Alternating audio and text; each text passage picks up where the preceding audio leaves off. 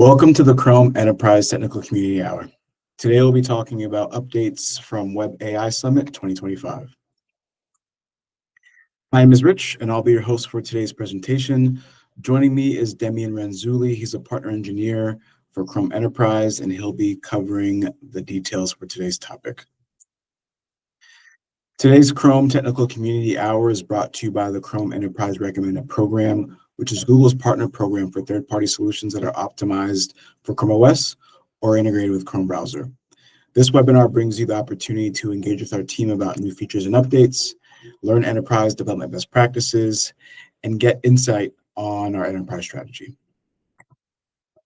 Without further ado, I'll hand it over to Demian, and he'll kick us off. Thank you, Rich. Just going to present. Great. So my name is Demian, and today we will share some updates from the WebAI Summit that took place last October in Sunnyvale. So for those unfamiliar with the event, the WebAI Summit is an annual developer conference dedicated to AI-powered web applications with a specific focus on the evolution of client-side and on-device ML. It started 4 years ago as an internal Google conference, and last year it became public for the first time. So this is the second year where it's often open to the community. Beyond the Chrome team, the content that we are going to go over today features a diverse range of industry voices with contributions from companies like Intel, Twitch, and Hugging Face. The full sessions for this year WebAI Summit are now live on YouTube, so you can access them via the Chrome Developers Channel playlist or by scanning the QR code on the screen. For our session today, we'll be diving into a curated summary of the key talks and major announcements from the event. But before we jump into the talks, let's get everyone on the same page with a quick refresher on the key concepts of WebAI. And let's start by formally defining what we mean by WebAI. So historically, web applications have relied on server-side architecture for AI workloads, typically by calling cloud-based APIs such as Gemini. WebAI is the art of using machine learning models client-side in a web browser, running on your own device processor, graphic card, or even NPU, using JavaScript and surrounding web technologies like WebAssembly, WebGPU, or emerging standards like WebNN for acceleration. These client-side models allow for hybrid architectures that leverage powerful on-device models to balance load, enabling certain tasks to be performed locally on the client while others are offloaded to the server. So now let's zoom into this part of the diagram to understand better the front-end WebAI architectures.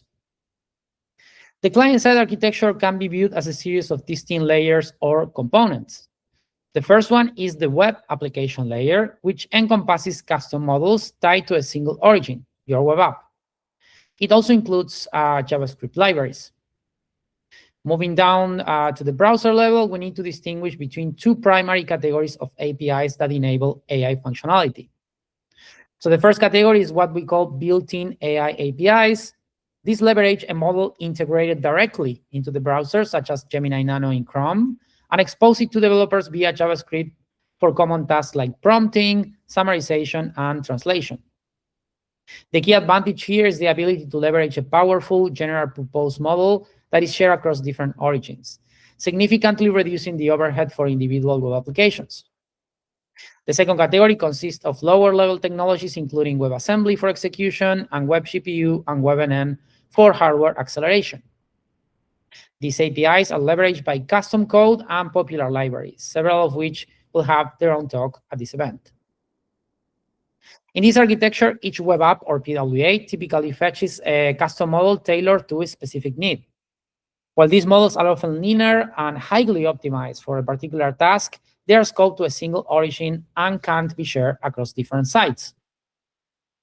So this is how a typical flow looks like. So your PWA web application fetch models and libraries that tap into low-level APIs to interface with underlying engines and runtimes. And this allows the workload to be executed directly on the available hardware, including the CPU, GPU, and NPU. All these client-side APIs and architectures look very good, but why should you care about web AI?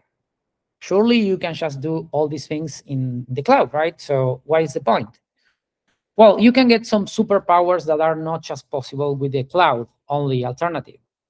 And the advantages include privacy, the ability to run models without even an internet connection, lower latency, reduced cost, since you don't need to go to the servers to run each user query, and the advantages of web apps, which is zero installs and the enormous reach and scale of the web. So now that you have a deeper understanding of the core concepts of web AI, let's dive deep into the content of the WebAI Summit. To get started, let's take a look at the big picture. To truly understand the trajectory of web development community and the future of Chrome, I highly recommend watching the sessions by Jason Mays and Parisa Tabris. Jason's talk is a great summary of what is currently available, including some cool demos. He also introduced a key concept that will have its own talk later, which is web AI agents. The core idea of agents is to go beyond the simpler client-server architecture model that we just discussed and use a language model to bridge the gap between the browser and the outside world and interact with various external data and services, unlocking more powerful actions. There is also a demo of a WebAI prototype to put these agentic concepts into action and show you a glimpse of a possible future of the internet itself. You can check it out by following this link. Parisa's talk offers a high-level look at the trajectory of the web platform, and in her session, she shared Chrome's vision for the future, outlining the key pillars that will define our strategy moving forward. First, a more proactive web. The web of tomorrow won't just react to user queries, and the browser won't just render the content. The browser and the web will anticipate needs, proactively suggest relevant content, and be capable of performing tasks on your behalf. Second, a more personalized and dynamic experience. So Gen AI will allow for more dynamic user interfaces, which will enable websites to become personalized. An e-commerce shop, for instance, could dynamically generate a landing page based on your browsing history, showing you styles and products tailored to your interests. And third, new forms of human-AI collaboration. So we are just starting to scratch the surface of what is actually possible. We recently integrated Gemini into Chrome as a browsing agent. And as we said, we are actively working on agentic capabilities. We will see entirely new forms of collaborations between humans and machines, and a lot of it will happen on the web and in the browser. So going back to more developer-focused sessions, for those looking for real-world inspiration, this next section is for you. These sessions highlight practical use cases and success stories from companies that are already leveraging web AI to transform user experiences. So let's dive into the first category of APIs, which is what we call the built-in AI APIs. These APIs include general-purpose APIs like prompt, or more specific ones like translator, summarizer, and language detection. To use these, you don't need to train your own models. They are already integrated with Chrome and powered by Gemini Nano. To get started with this part, I would recommend Kenshi's talk, Building the Web AI Playbook, for anyone looking to move from theory to practice. So in this talk, he shares invaluable implementation tips, and I would specifically like to highlight one distinction he makes between a common anti-pattern and actual best practices. So here is what he calls the AI feature trap. This is perhaps the most common mistakes that developers make today when they are trying to implement AI, which is building isolated or even loud AI experiences that pull users away from their primary task. So a classic example is the generic chatbot that feels bolted on rather than integrated into the core user journey. So Kenji instead advocates for a different approach, which is more subtle, but at the same time, more helpful. So the goal is to augment the workflows your users already have. It's an AI that actually disappears into the background and just makes the product better. In this case, for example, a handy show summary button or proactive highlights based on what AI learned that matters most to you. I'm talking about helpful implementation tips. In this talk, Cecilia will go over the learnings after working with an e-commerce partner, which is Miravia. Miravia used the summarization API to implement product review summaries client-side, among other features, using the built-in AI APIs powered by Gemini. Here, Cecilia shares critical insights for anyone adopting built-in AI APIs, most notably how to implement a hybrid strategy. This approach balances client-side and server-side AI to maximize performance while maintaining a robust fallback for the user. And before wrapping up this section about built-in AI APIs, I would recommend to watch Thomas' talk. This is a compelling example of how a text-heavy application like Mastodon can leverage the language detection API. By moving the logic client-side, they can provide a faster and more responsive user experience without the need for constant server round trips. And now that we have explored the built-in AI APIs native to Chrome, let's shift the focus to the world of custom on-device models, where developers bring their own specialized architectures to the web. These models are typically smaller and more specialized than general-purpose models like Gemini Nano. Many web applications deploy them for targeted tasks. A prime example being the real-time background segmentation and blur effects used in video conferencing apps like Google Meet. The first talk that you should check out in this category is from Hugging Face Joshua. He walks through the latest tools and libraries that are bridging the gap between state-of-the-art models and web-based execution. Hugging Face is a platform where the machine learning community collaborates on models, datasets, and applications. They currently host over 2 million models capable of running client-side, supported by more than 500,000 datasets. And there are more than 1 million apps already built by the community using their libraries. So it's clear that the WebAI ecosystem has reached a massive tipping point. At the heart of the ecosystem is Transformer.js. This library enables seamless client-side execution by leveraging WebGPU, WebNN, and Wasm to deliver fast, hardware-accelerated AI experiences directly in the browser. In this session, Joshua covers a wide range of practical examples and industry best practices. So if you're just starting your journey with WebAI and custom models, this talk is a perfect entry point for understanding how to leverage these technologies effectively. The next session has to do with Gemma and MediaPipe, that are technologies that power features like the AI-powered functionality in Google Meet we mentioned before. So Gemma is a collection of lightweight, state-of-the-art open models built from the same technology that powers our Gemini models. MediaPipe is an open-source, cross-platform framework by Google for building real-time, on-device machine learning pipelines, especially for live and streaming media like video and audio. This is a talk that's full of interesting demos showcasing the multimodal capacity of WebAI. So if you're working on anything related to media, things related to vision, like image detection, I would highly recommend to check it out. Moving one more level below, our final segment focuses on lower-level APIs. So here we are shifting from high-level practical applications to a more foundational layer, covering technologies like WebAssembly, WebGPU, and WebNN. Thomas' talk is a great first step to know more about them, which is particularly powerful for those that are actually building libraries, frameworks, and models that represent the next frontier of web browser performance. So in this talk, he will go in depth into details about each abstraction, including WebAssembly for CPU-based execution, WebGPU for the highest general throughput through GPU, and the newest API, which is WebNN, that is still in development, that leverages OS-provided frameworks such as Windows ML, Core ML, and LiteRT. So speaking of that API, WebNN, if you want to learn about how industry leaders like Intel are leveraging it to unlock the full potential of AI PCs, this next talk is a must-watch.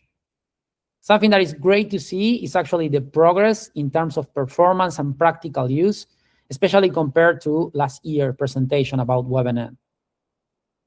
And finally, for those that want to go even deeper, here is a more of a hardware-related talk where Will talks about the ARM architecture that powers 99% of the smartphones out there, and also the iMacs, iPads, Windows, on ARM PCs, etc.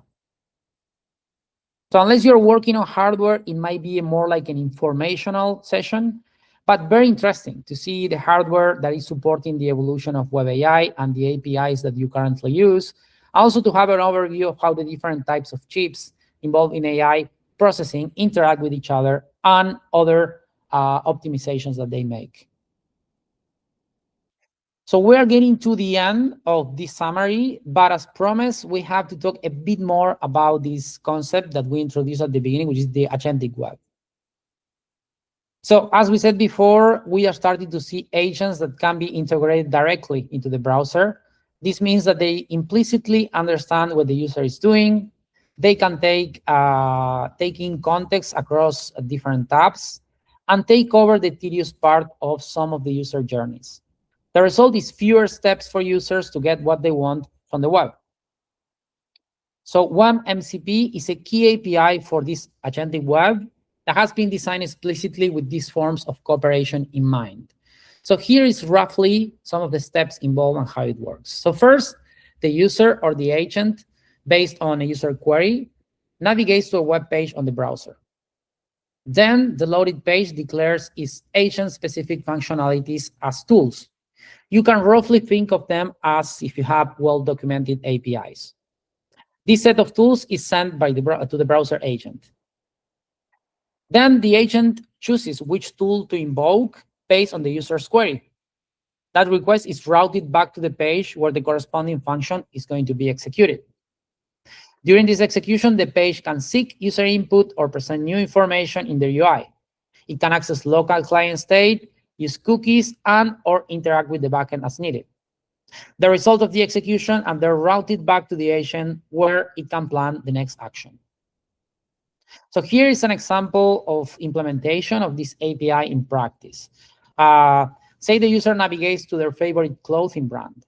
The first thing they do is to ask the agent to narrow down the options. They make a query. For example, show me the dresses in my size suitable for a wedding. I am attaching an image of one that I like. So the code on the top shows how easily the site can register tools for the agent.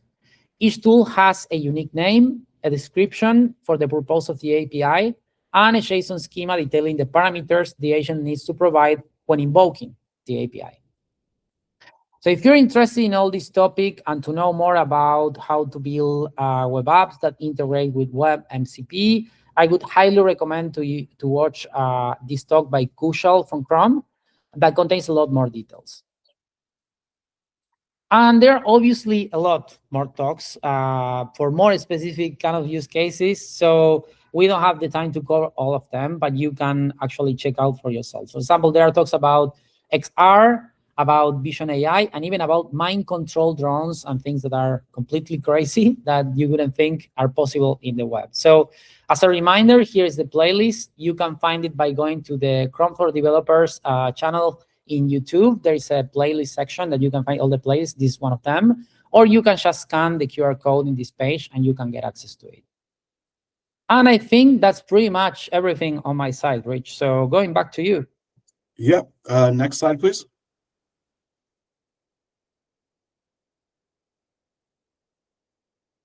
Please visit our website, chromeos.dev, or we have another website that is more current that you can visit. It's developer.chrome.com. Thanks for joining this webinar, and we'll see you guys at the next one.